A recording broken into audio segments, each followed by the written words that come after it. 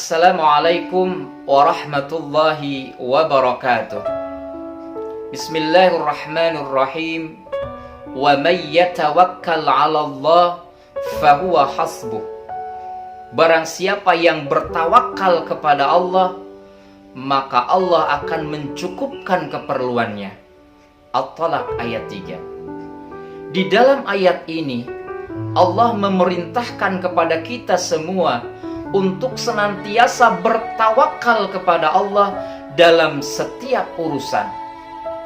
Karena tawakal yang benar mampu membahagiakan seseorang di dunia dan menyelamatkannya di akhirat. Di dalam mengaplikasikan sikap tawakal, ada sebuah doa yang dicontohkan Rasulullah, terutama di dalam menghadapi situasi seperti ini.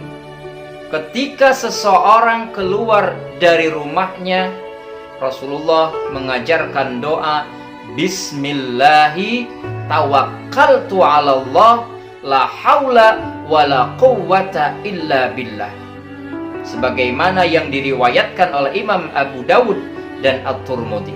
Idza kharaja ar-rajul min baitihi faqala Bismillahi tawakkaltu 'ala Allah la haula wala quwwata illa billah. Qala yuqalu hina idin hudita wa kufita wa wuqita fatanahha lahu syayatin fayaqulu lahu syaitanun akhar kaifa laka birajulin qad hudiya wa kufiya wa wuqiya. Apabila seseorang keluar dari rumahnya, apakah menuju kantor, sekolah, tempat kerja,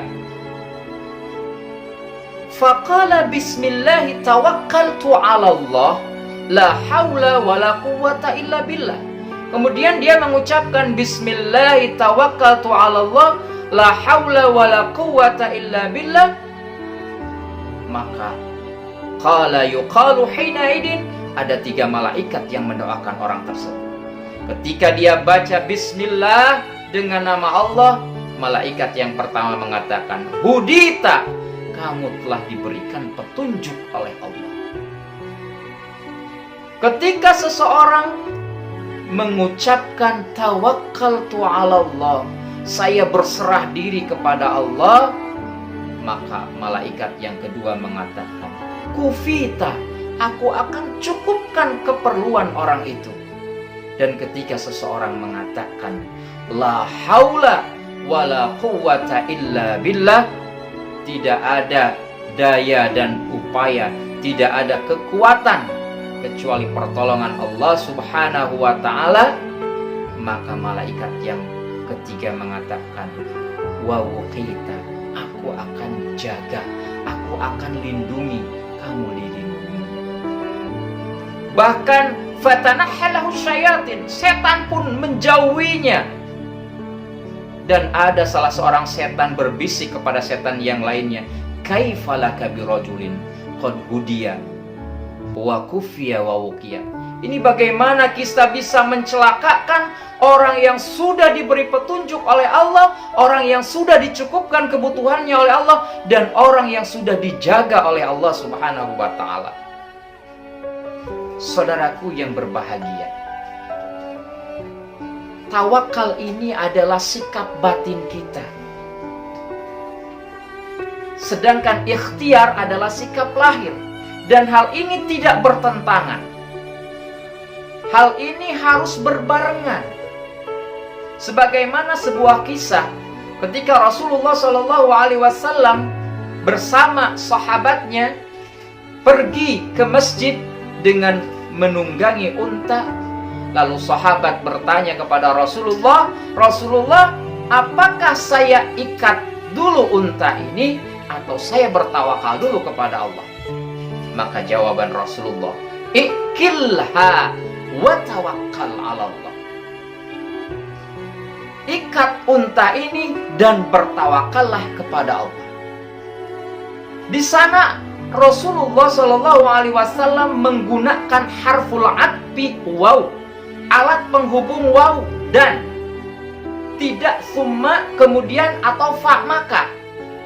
Ini menandakan di dalam ilmu bahasa Arab adalah limutlaqil jam'i.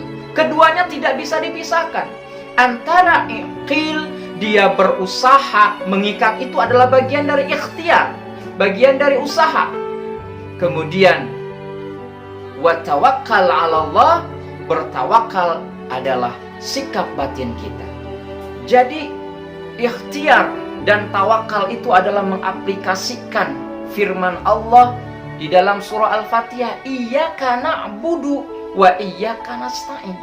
Iyyaka na'budu bagian dari ikhtiar, bahwa hanya kepadamu lah ya Allah kami beribadah, kami mengabdi, bekerja, belajar, mencari nafkah, itu bagian dari ikhtiar. Wa iyyaka nasta'in, dan kami tidak bisa melakukan hal itu kecuali dengan pertolonganmu. Ini adalah bagian tawakal kepada Allah, artinya sikap batin kita kepada Allah. Bahkan di dalam sebuah hadis Rasulullah SAW bersabda, "Lau annakum tatawakkaluna 'ala Allah haqqa tawakkuli la razaqakum kama yarzuqut tayr taghdu khimasan wa taruhu bitanan."